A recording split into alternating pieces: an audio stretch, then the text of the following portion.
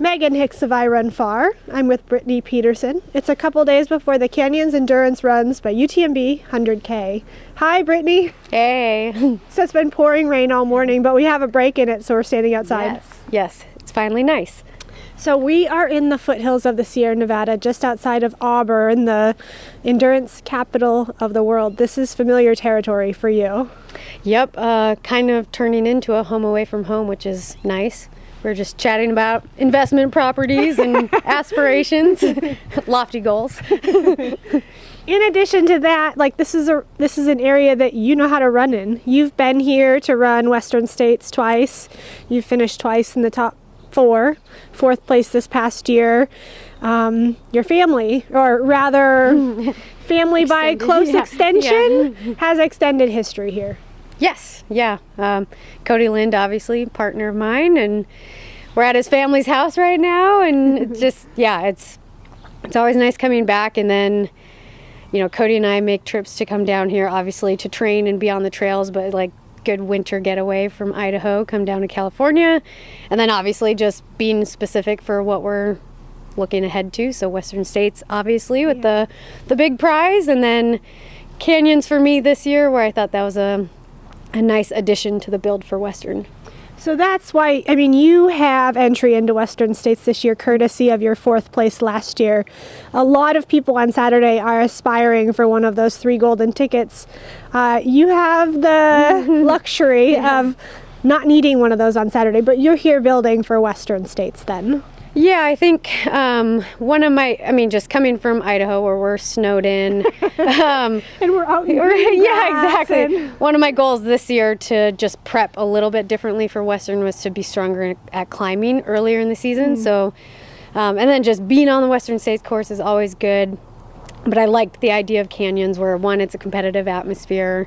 I'm super excited for everybody, but for the ladies there chasing for the golden ticket, where it'll be just an awesome environment to push myself as well, but then hopefully be able to enjoy it and, just see what the day has to offer and then use it for excellent training.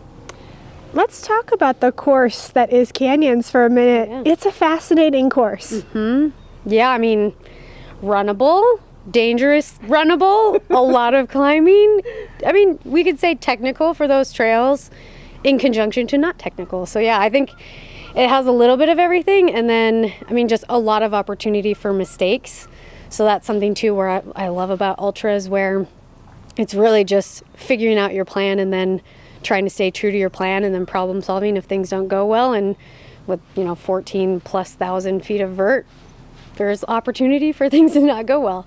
Yeah, and also still a fair bit of downhill too. Yes, definitely. The course I went out and got to see some miles yesterday. I found it to be really unique in the springtime, a lot more technical than it is in the summer, with things kind of wet and tacky and slidey and lingering water.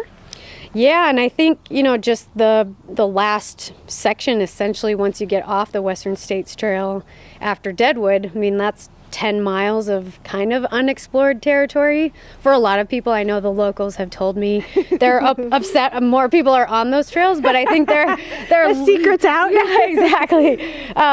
They're less used, so I think definitely more loose rock. Not cleared maybe as thoroughly as lots of parts of the Western States Trail, and I'm sure things have changed since I was here in March, but definitely not cleared in a lot of places. Yeah. In my mind, also one of the unique aspects is that so much of the climbing is from mile 25 on. There's just so much climbing put into 35 miles of running. Yeah, and then I think Deadwood is your last aid station, so it's 10 miles to the finish with 3K of vert, where that's where I was talking to my coach about, that is the make or break section where you have to be prepared, and then you have to be able to run strong at that point while having less support. You haven't seen your crew for a while, and it's just, I think there's a lot of technical aspects to this race that make it exciting. Very cool. 2022, aside from Western States, I mean, that's obviously a focal point for the next 2 months.